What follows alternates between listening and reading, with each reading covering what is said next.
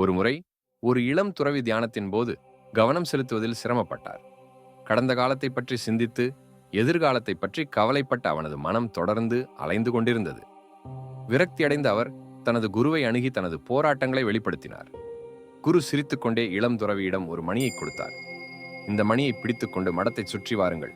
எப்பொழுது மணியோசை கேட்கிறீர்களோ அந்த தருணத்தில் நின்று முழுவதுமாக இருங்கள் என்று அறிவுறுத்தினார். இளம் துறவி சொன்னபடியே செய்தார். அவர் நடந்து செல்லும் பொழுது அவரது அசைவுகளால் அவ்வப்போது மணி அடிக்கும். ஒவ்வொரு முறை அது ஒலிக்கும் போது அவர் நிறுத்தி ஆழ்ந்த மூச்சை எடுத்து மற்ற எல்லா எண்ணங்களையும் விட்டுவிட்டு தனது சுற்றுப்புறங்களில் கவனம் செலுத்தினார். பூக்களின் அழகையும் பறவைகளின் ஓசையையும் வீசும் தென்றலின் உணர்வையும் சூரியனின் உஷ்ணத்தையும் கவனித்தார்.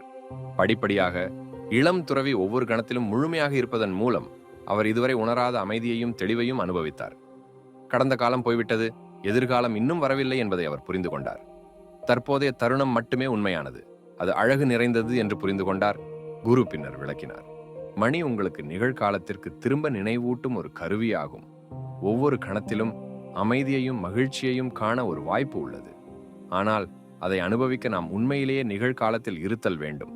தற்போதைய தருணத்தில் வாழ்வது கடந்த காலத்தின் சுமைகள் மற்றும் எதிர்காலத்தின் கவலைகளிலிருந்து விடுபட்டு வாழ்க்கையை முழுமையாக பாராட்டவும் அனுபவிக்கவும் அனுமதிக்கிறது.